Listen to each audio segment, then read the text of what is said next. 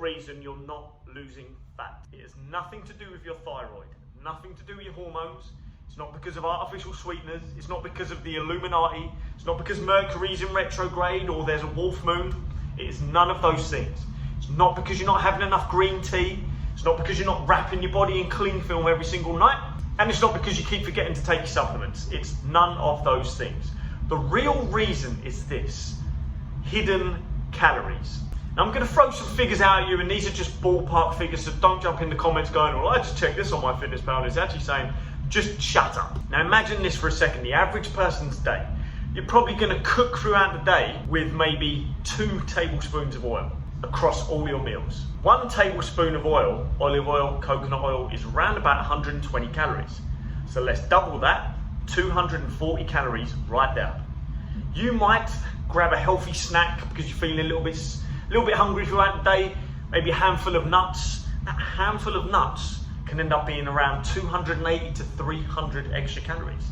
You're sitting at work, you're doing your spreadsheets, whatever the fuck you're doing, updating your OnlyFans, and then Lorraine comes over, who's been trying to lose weight for ages, and she's got a ton of extra chocolate bars in her drawer, and she offers you one. And because you go, I'm dieting, I've not overeaten anything today, I'll have one. Thank you, Lorraine. No offense to anyone actually called Lorraine. That chocolate bar you just ate, and you're gonna forget you've eaten later on tonight, 250 calories. Can you see all this adding up?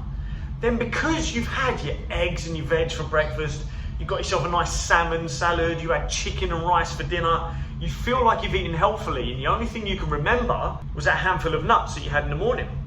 You're not thinking about the latte that you grab every single day on the way to work that could end up being an extra 220 calories as well. So because you think you've done all right and it's been a stressful day, you open a bottle of wine and you have yourself a glass. 120 calories right there. If you don't stop at 1 glass, 240, 360, and so on and so on. By the end of the day, let's say you were aiming for 1,800 calories, which puts you in a nice deficit. You could have ended up overdoing your calories by over 1,000 through all these little hidden things.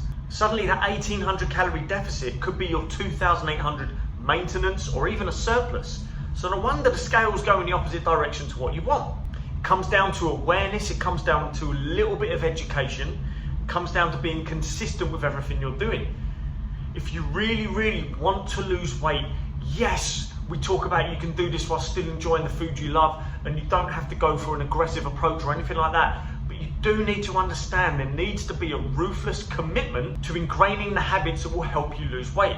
Which is why, as much of a fan as I am of habit-based approaches, I'm a big believer in metric-based approaches. Because then there's no guesswork. You're tracking your food, you're weighing everything. Maybe you take photos of every single thing you eat if you're forgetting to track it right there and then, or you're not able to.